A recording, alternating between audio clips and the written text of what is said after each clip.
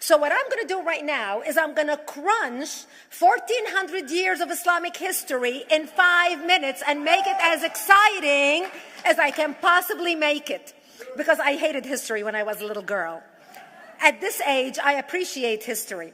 And now I understand why they say those who don't learn from history are doomed to repeat it. In order for you to understand why Western civilization is very different than the Islamic world, you need to understand the history of Islam. When Prophet Muhammad supposedly revealed his revelation from the angel Gabriel that he is supposed to be the last of the prophets in the early 600s, he started preaching in his own city, Mecca. He tried to recruit friends and followers to be able to spread his religion. And he tried for 12 years and failed. And after 12 years, he was only able to recruit his immediate family and friends. So he decided, if I go to Medina, which was the Jewish hub of Arabia, the business hub where the Jews lived, if I go there and preach my religion to them, if they accept me, that will buy me respect and stature between my own people, and they will accept me. So Prophet Muhammad started borrowing a lot from the Old Testament to make his religion more palpable to the Jews, to make it a lot similar. This is why you see a lot of similarities between Judaism and Islam. For example, Jews don't eat pigs, Muslims don't eat pigs. Jews pray a few times a day, Muslims pray a few times a day. Jews fast on Yom Kippur, Muslims fast on Ramadan. And this is why you started seeing a lot of good writing in the beginning of the Quran when Prophet Muhammad was saying all the good things about the people of the book. He took his message and went to Medina trying to recruit the Jews, talking about the people of the book, talking about how similar the two religions are. When they refused to accept him and follow him as the last of the prophet, that's when he turned against them and started killing them and started expelling them. That's when Islam went from a spiritual movement for the first 12 years of Islam into a political movement cloaked in religion after the year of the Hijrah, after Muhammad went to Medina and the Jews did not accept him. He became a military warrior and declared war on them and started expelling them. Jews and Christians became dhimmi, or second-class citizens. They were only allowed to stay alive and not be killed only by paying the jizya or the protection tax. So they had a choice: convert to Islam, or if you want to stay alive, you have to pay the jizya or protection tax, living as dhimmi in the Islamic nation. Christians and Jews could not ring church bells. Jews could not blow the shofar. Christians could not ring church bells. They could not pray publicly. Christians and Jews could not gather together and build new churches or new temples. And the way they paid the jizya or the protection tax was in a monthly ceremony where they would get together downtown and the Jew would kneel on his knee and hand his goods to the mullah, who would take the goods as the price for buying the protection. And in many areas, Jews and Christians were given necklaces to wear as a receipt that they paid their jizya or their protection tax.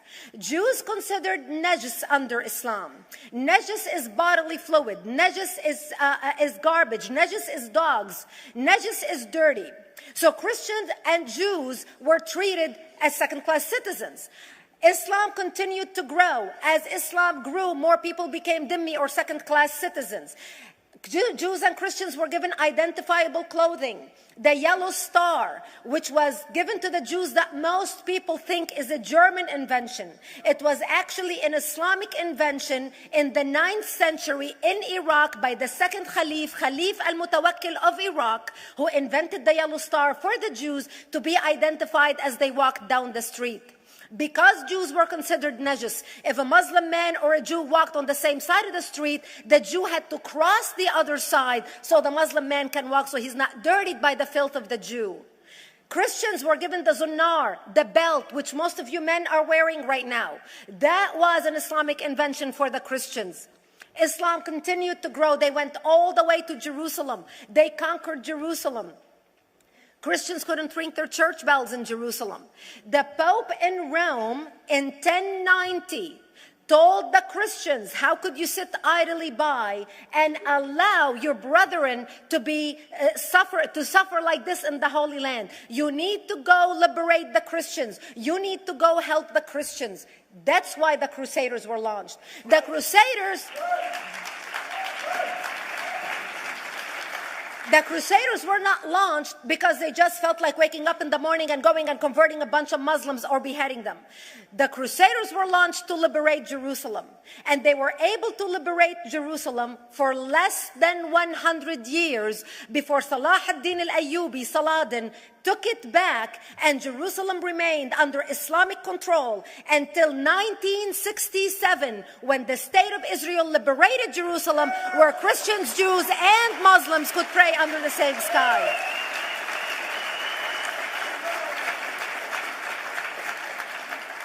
The Crusaders continued fighting Islam, and for 300 years they tried and failed. And by the 1300s, the Crusaders disappeared because they could not win against Islam. Islam continued to expand. They went all the way to Central Europe. They went all the way to China. They went to India. They conquered Spain. They changed the name of Spain from Spain to Andalusia. And they started, as they advanced, as they conquered more nations, more people paid the jizya, or the protection tax. And this is how the Islamic Empire grew. It went all the way until they was stopped at the gates of Vienna on 9/11. 9/11 is not a date that Osama bin Laden just picked out of a hat. 9/11 is a symbolic date in the Islamic calendar. By the 1600s, Islam had covered more of the earth's surface than the Roman Empire did at its peak. Between the 1600s and the 1800s, the Europeans were experiencing the European Industrial Revolution, where the Europeans were able to invent products on factory lines, where they are able to make money and sell products, which gave them the money to build a strong army in order to fight the Muslims. And that's how they were able to stop them at the gates of Vienna on 9/11. The Europeans started the pushback against Islam. They pushed them out of Europe. They pushed them out of all the way to the Middle East and North Africa. By 1924, the Islamic Empire ended. In 1924, the Islamic Caliphate ended in Turkey by President Ataturk, who was a secularist. He ended the Islamic Empire, and he gave women rights to vote. He gave women a right to an education, a right to work, a right to choose a husband. He forbid women from wearing the hijab. He forbid men from wearing the beard. The Muslims hate him so much that they consider him a Jewish agent, because they believe that his mother in her bloodline was Jewish, and that was the influence on Ataturk. By the time the Islamic Empire, or the Islamic Caliphate, or the Islamic State ended in 1924, the Islamic Caliphate had existed for 1400 years, and it ended less than 100 years ago. By the time the Islamic Caliphate ended in 1924, 270 million people around the world were killed by Islam.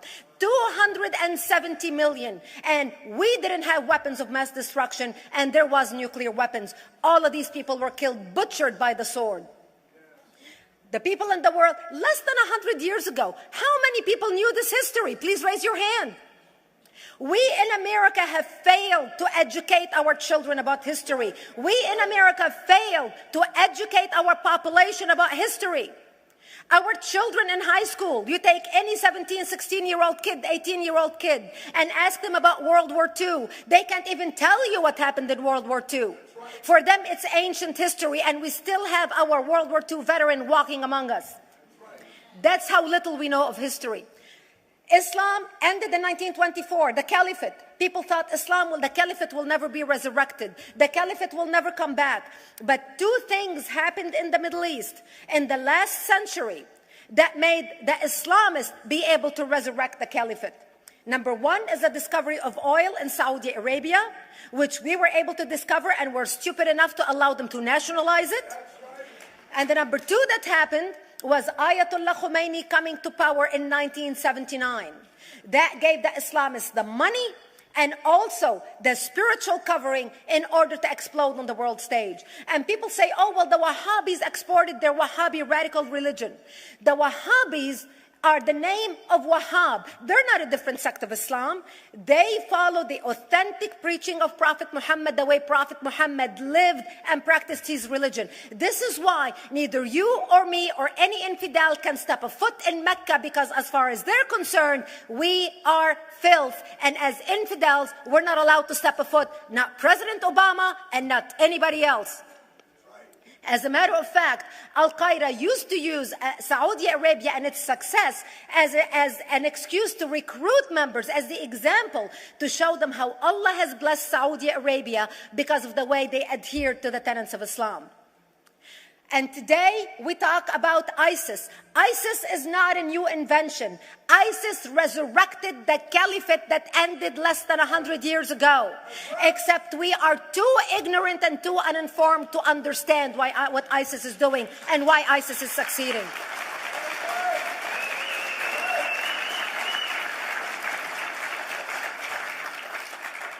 Two things you need to understand about Islam and the principles of war in Islam. One is the law of taqiyya, which means lying and deception. It means that a Muslim man can lay his hand on the Quran and swear that he is telling the truth, knowing that he is lying, but also knowing that the Quran will forgive him because he is advancing the cause of Islam. The second thing you need to know about is that the Treaty of Al-Hudaybiyah, which is an Islamic principle of war and a model on how to deceive your enemy when you have to sign peace treaties with your enemy. And it is based on an example by Prophet Muhammad. Prophet Muhammad was attacking the Meccans and their caravans when he was living in Medina.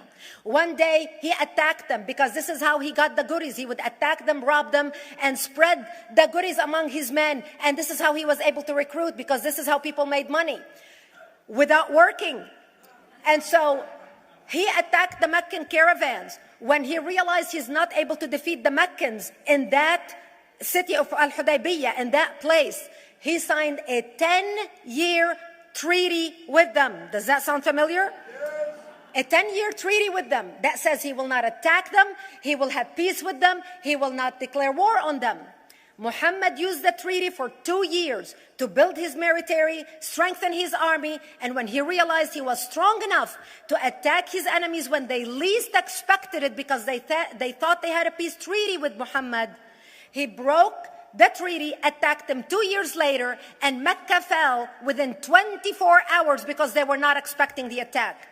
And that became a principle of war in Islam. And to give you an example of how that is practiced, this is why anything signed with Iran means nothing to them.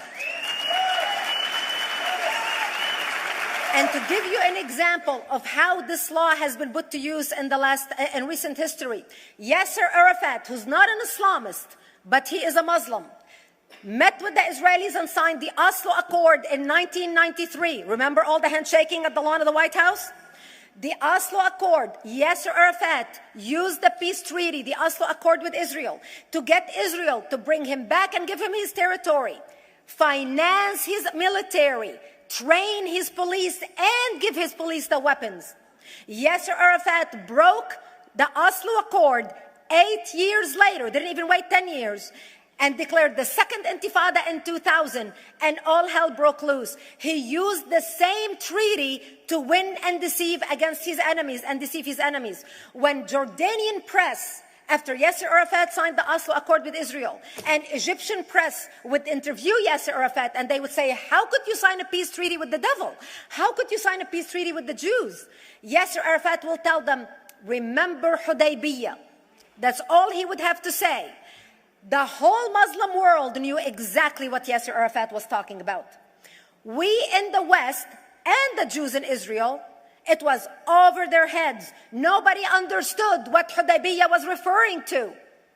And this is the type of deception that we are dealing with. So when Iran signs a peace treaty with the United States for 10 years, they are using us as useful idiots, as gullible, ignorant people who are signing a peace treaty with the devil in order for Iran to continue her thing.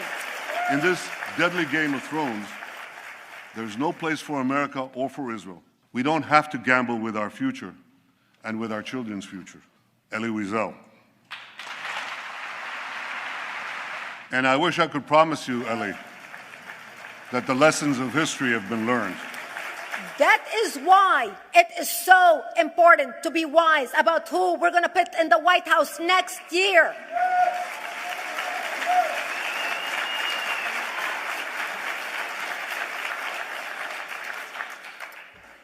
This is why it is very important that whoever we're going to elect next year to office, that the next president be well informed about the history of radical Islam, understand our enemy, understand what ISIS is all about, understand what their end goal is. And this is exactly, people are wondering how come ISIS is having such success recruiting people from all over the world. They exploded all over the world. The Pew Research did a poll. And of course, the Pew Research is not Brigitte Gabriel, is not Fox News, is not Tony Perkins.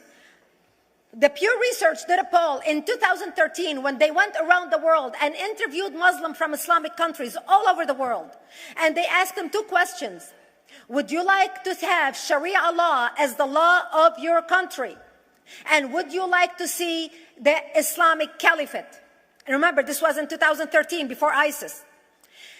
The 5 top countries in the world, in the Islamic world, the 5 top Islamic countries: Indonesia, 204 million Muslims. Indonesia, Pakistan, Egypt, Nigeria, and Bangladesh. 77% of Muslims interviewed in these Islamic countries, 77% want the establishment of Sharia law and want the establishment of an Islamic state. That means 77% of the world, quote, moderate Muslims agree with the establishment of ISIS and what ISIS is doing. Let's not fool ourselves. This is very important, that whoever we're going to elect is going to be somebody who is strong on national security, who's going to put America first, who's going to make America great again, who's going to send a strong message to the world. The minute he walks into office, whoever we elect, that the world is going to realize that this person you're not going to mess with, because he could care less about what you think, what the UN thinks, what the world thinks. They can all go to hell. We care about America and only the United States of America. I hope that we learn from the lessons of history, that we learn from the Elie Wiesels, from the Brigitte Gabriels, and many others who are warning America about what's to come. May God bless you one and all, and may God bless the United States of America. Thank you.